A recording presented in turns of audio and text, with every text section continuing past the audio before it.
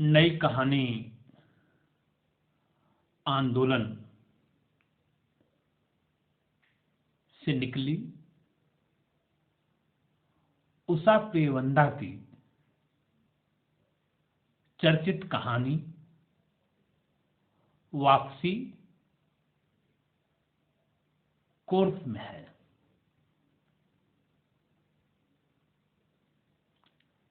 नई कहानी आंदोलन कहानी के यथार्थ संवेदन के साथ भोगे हुए जीवन सत्यों की बारीकी से एक पड़ताल है और इस क्रम में वापसी कहानी हमारे जीवन संदर्भों की पारिवारिक संरचना की और परिवार के साथ स्नेह राग में डूबे मन की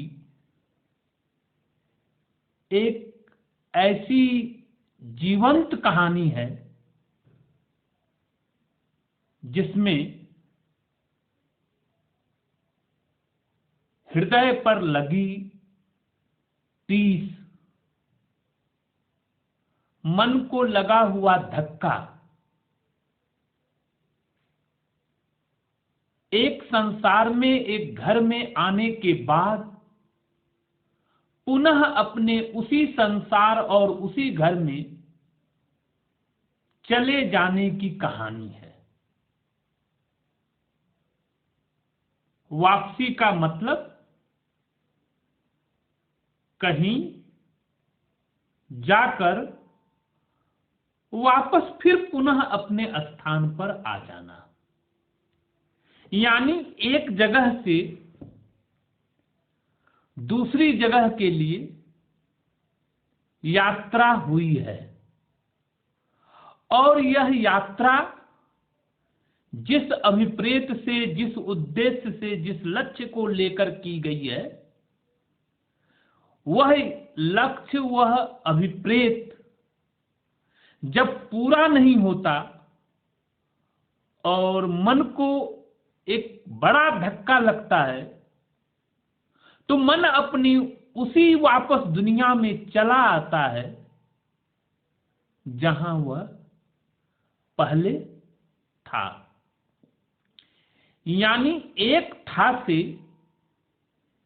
एक है तक जाने की यात्रा और उस है पर इस था को महसूस न कर पाना और पुनः इस है से वापस इस था पर लौट जाना और इस लौट जाने की प्रक्रिया को बहुत बारीकी से पारिवारिक संदर्भों को लेते हुए उषा प्रेवंदा जी अपनी वापसी कहानी के माध्यम से हमें हमारी दुनिया को पढ़ाती है। कहानी एक संदर्भ से शुरू होती है। कहानी के केंद्र में परिवार है और इस परिवार का मुखिया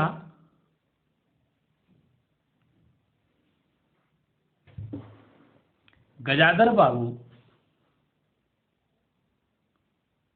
जो पूरे 35 साल नौकरी के क्रम में छोटे छोटे स्टेशनों पर स्टेशन बाबू, स्टेशन मास्टर के रूप में अपनी सेवा देते हैं। यानी घर से 35 साल दूर पहाड़ी स्टेशनों पर गजाधर बाबू हैं। गजाधर बाबू के साथ उनका सेवक गणेशी है और गजाधर बाबू का एक परिचित संसार है जो एक निश्चित अंतराल के बाद उनसे मिलता रहता है। स्टेशन पर आने वाले कुछ इक्के दुक्के लोग जिनसे गजाधर बाबू का रामासामी, नमस्ते या हेलो हाय होता है। यह एक सामान्य प्रक्रिया है। इस प्रक्रिया में गजाधर बाबू नियमित रूप से गणेशी, जो उनका सेवक है, उसकी सेवा से अभिभूत है। कहानी में एक कथन, एक दृश्य आता है कि ट्रेन चाहे लेट हो जाए, ट्रेन अगले स्टेशन पर भले देर से पहुंचे, पर गणेशी गजाधर बाबू के लिए चाय बनाने में देर नहीं करता था।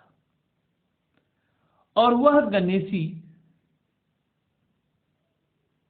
जब 35 साल बाद गजाधर बाबू रिटायर हो जाते हैं तो गणेशी उनको विदा करता है,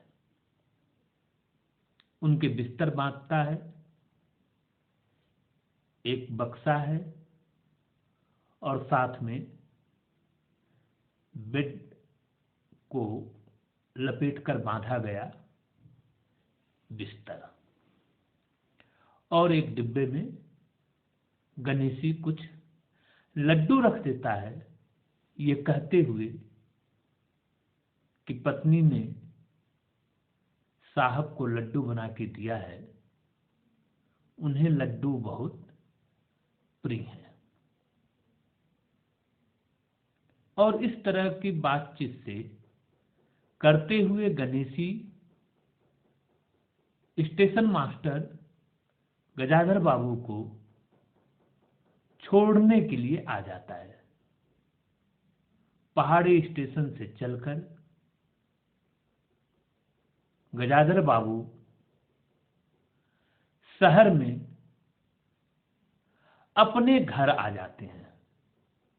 गजाधर बाबू से गणेशी कहता है कि साहब, हम गरीब लोगों को याद करते रहिएगा। और गजाधर बाबू भी कहते हैं कि गणेशी, इस वर्ष या अगले वर्ष तक बेटी की शादी कर देना, बेटी के हाथ पीले कर देना। गजाधर बाबू अपनी वास्तविक दुनिया में आते हैं जो शहर में है। यह वास्तविक दुनिया जिसे गजाधर बाबू ने बनाया था, जहां बेटे, बेटी, बहू और गजाधर बाबू की पत्नी है। गजाधर बाबू बड़े अरमान और उम्मीद को लेकर चले हैं कि पूरी जिंदगी पहाड़ी स्टेशनों पर रेल की सीटी सुनते और खटखट के बीच प्लेटफार्म के सूनेपन को देखते हुए गुजारा। अब घर चलेंगे, आराम से रहेंगे, परिवार के साथ, बच्चों के साथ, पत्नी के साथ, और एक नई दुनिया, एक नए स्वप्न को लेकर गजाधर बाबू घर में आते हैं। एक दो दिन सब ठीक चलता है,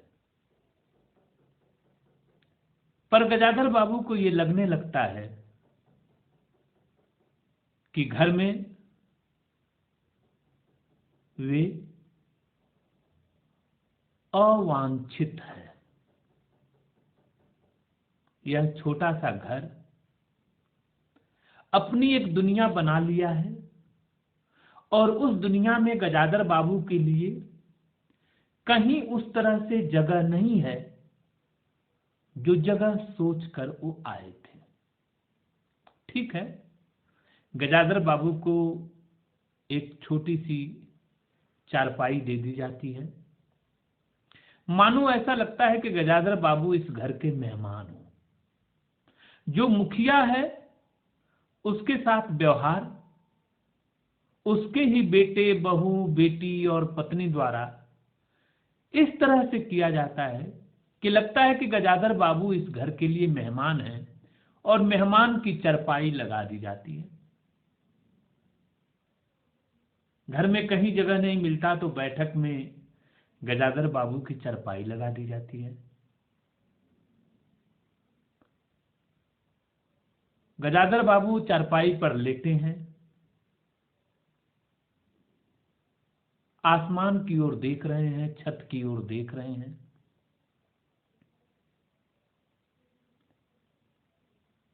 बहू, बेटी बाहर आने जाने की जब भी कोशिश करती हैं तो उनको लगता है बीच में गजाधर बाबू एक खटके की तरह लेटे हुए हैं। गजाधर बाबू को लगता है कि अब वो समय नहीं है, रिटायर हो गया हूं, अब थोड़ा कम खर्चे में घर का काम चलना चाहिए, पहले जैसी स्थिति नहीं है। वो पत्नी को समझाते हैं, कहते हैं कि अब खर्चा थोड़ा कम करो, रिटायरमेंट के बाद पेंशन कम मिलती है और अब इसी में हमको रहना है। पत्नी व्यंग भाव से बोलती है, सारा जीवन जुगत करते में ही निकल गया, कभी कोई सुख नहीं देखा, कुछ किया नहीं। अनमने भाव से गजाधर बाबू सुनते हैं।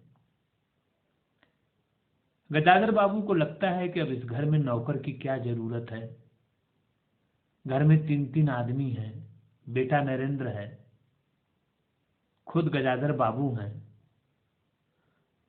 तो उनको लगता है कि नौकर की जरूरत नहीं है। वो नौकर छुड़ा देते हैं कि जो बाहर का काम होगा मैं कर लूंगा या बेटा कर लेगा। बेटी को कहते हैं कि शाम का खाना तुम बनाना और बहू से कहते हैं कि सुबह का खाना तुम बनाना।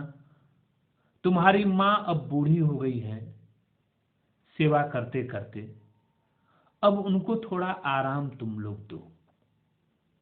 ये बात बेटी को भी नागवार गुजरती है, ये बात बहू को भी नागवार गुजरती है और ऐसा खाना बनता है कि गजाधर बाबू तो बिना कुछ कहे चुपचाप मौन होकर किसी तरह से गटक लेते हैं। पर बेटा नरेंद्र थाली सरका देता है। ये कौन खाना बनाया? मां कहती है बहू ने बनाया है। मां, किसने कहा बहू को खाना बनाने को? तुम्हारे पिताजी ने कहा। गजाधर बाबू ने कहा। बेटा झल्लाता है, नरेंद्र झल्लाता है कि इनको कोई काम धाम नहीं है, बैठे बैठे आदेश फरमाते रहते हैं। बेटी बगल के घर की ओर जाती है, गजाधर बाबू टोक देते हैं कहीं नहीं जाना। बेटी कहती है कि मैं पढ़ाई करना चाहती हूं। गजाधर बाबू कहते हैं पढ़ो, तो वह पढ़ती नहीं है। घर में एक अजीब माहौल है। सिनेमा को देखकर, फिल्म को देखकर दिन भर उस फिल्म के तमाम दृश्यों को बेटा, बहू और बेटी अपने अपने ढंग से फिल्मांकन करते रहते हैं और ये सब दृश्य गजाधर बाबू को पसंद नहीं आता। गजाधर बाबू के आते सब सन्नाटे में चले जाते हैं, चुप हो जाते हैं। यह भी गजाधर बाबू को पसंद नहीं है। गजाधर बाबू चाहते हैं कि बेटे, बहू, बेटी सब एक जीवंत संवाद रखें, पर परिवार की संरचना, परिवार की व्यवस्था कुछ इस तरह से बन चुकी है कि उसमें गजाधर बाबू फिट नहीं हो पाते। और एक दिन गजाधर बाबू की चारपाई को मां के कमरे में रख दिया जाता है। मां का कमरा कैसा है? चारों तरफ उसमें अचार के बर्तन पड़े हुए हैं, घर के अनाज के बोरे बोरी रखे हुए हैं, और अलगनी है, उस पर बेटी के तमाम कपड़े टंगे हुए हैं। गजाधर बाबू किसी तरह से सरकाकर अपने शर्ट अलगनी पर टांगते हैं और फिर छत की ओर देखते हुए कहीं खो जाते हैं। गजाधर बाबू का यह खो जाना लगता है कि इस परिवार में से भी उनके खो जाने का समय आ गया है। यद्यप गजाधर बाबू ने कोशिश की कि परिवार के साथ समन्वय बैठा लें, किसी को कुछ नहीं कहते थे, न बेटे को कुछ कहते थे, न बहू को कुछ कहते थे, न बेटी को कुछ कहते थे, कभी कतार पत्नी से कुछ कहते थे, वह भी अनमना सा सुनती थी या व्यंग भाव में जवाब दे देती थी। गजाधर बाबू बहुत परेशान थे, पर अपनी बात कह नहीं पाते थे। अंत में घूम टहलकर बाहर से आते हैं एक दिन गजाधर बाबू, और आकर पत्नी को एक लिफाफा पकड़ाते हैं कि देखो, राम बाबू ने मुझे चीनी मिल में नौकरी पे रख लिया, और इस तरह से वापस गजाधर बाबू उसी पहाड़ी स्टेशन पर चले जाते हैं जहां कहीं जीवन के 35 वर्ष बिताए थे। कहानी का अंतिम दृश्य और कहानी के प्रथम दृश्य में कितनी समानता है, इसे देखें। गजाधर बाबू ने कमरे में जमा सामान पर एक नजर दौड़ाई। 2 बक्स, डोलची, बाल्टी। यह डिब्बा कैसा है गणेशी? उन्होंने पूछा। गणेशी बिस्तर बांधता हुआ कुछ गर्व, कुछ दुख, कुछ लज्जा से बोला। घरवाली ने साथ को कुछ बेसन के लड्डू रख दिए हैं। कहा, बाबूजी को पसंद थे, अब कहां हम गरीब लोग आपकी कुछ खातिर कर पाएंगे। घर जाने की खुशी में भी गजाधर बाबू ने एक विषाद का अनुभव किया, जैसे एक परिचित स्नेह, आदरमय, सहज संसार से उनका नाता टूट रहा हो। कभी कभी हम लोगों की भी खबर लेते रहिएगा। गणेशी बिस्तर में रस्सी बांधता हुआ बोला। और अंतिम दृश्य,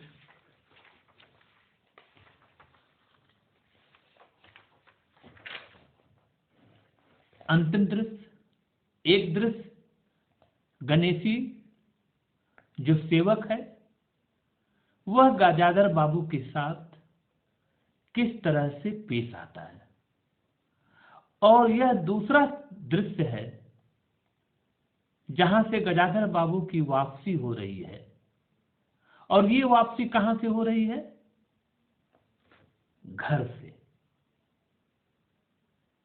गजाधर बाबू के उस घर से, जिस घर को गजाधर बाबू ने 35 सालों से सपनों में सजा कर रखा था, दूर रखा था, जिस घर में गजाधर बाबू की पत्नी, बेटे नरेंद्र, बेटी बसंती और बहू थी, उस घर से वापसी हो रही है।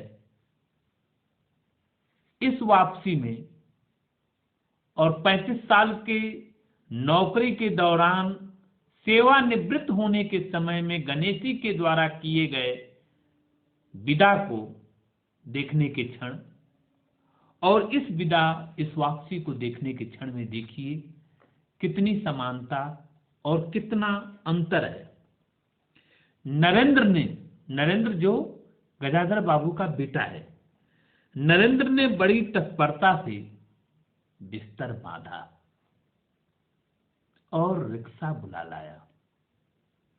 गजाधर बाबू का टीन का बक्स और पतला सा बिस्तर उस पर रख दिया गया। नाश्ते के लिए लड्डू और मठरी की दलिया हाथ में लिए गजाधर बाबू रिक्शे पर बैठ गए। दृष्टि उन्होंने अपने परिवार पर डाली, फिर दूसरी ओर देखने लगे और रिक्शा चल दिया। उनके जाने के बाद सब अंदर लौट आए। बहू ने अमर से पूछा, सिनेमा ले चलिएगा ना? बसंती ने उछलकर कहा, भैया हमें भी। गजाधर बाबू की पत्नी सीधे चौकी में चली गई। गजाधर बाबू की पत्नी सीधे चौके में चली गई। बची हुई मठरियों को कटोरदान में रखकर अपने कमरे में लाई और कनस्तरों के पास रख दिया। फिर बाहर आकर कहा, अरे नरेंद्र, बाबू की चारपाई कमरे से निकाल दे, उसमें चलने तक की जगह नहीं। वाकई गजाधर बाबू की यह वापसी पहाड़ से, स्टेशन से रिटायरमेंट के बाद घर आने के समय जितना उत्साह और जितना मन में उमंग और सपने लेकर चली थी, उतना ही अपने घर से वापस होने में एक त्रासद अनुभव लेकर गजाधर बाबू चल रहे हैं। काश गजाधर बाबू की तरह ही और किसी की वापसी न हो। यह वापसी कहानी इस तरह के वापसीकरण की प्रक्रिया को रोकने की भी कहानी है और इस कहानी को अंत तक पढ़ने के बाद पाठक और पाठक के साथ साथ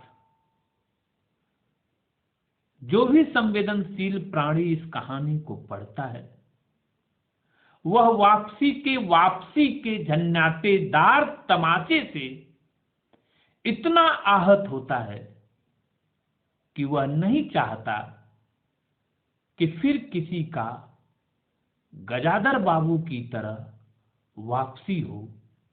यही इस वापसी कहानी की सफलता और सार्थकता है और यह कहानी अंत तक बांधे रखकर मानवीय संवेदना की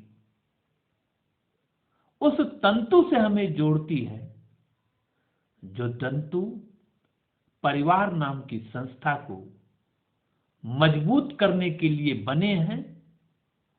और जब इस परिवार की मजबूत संरचना को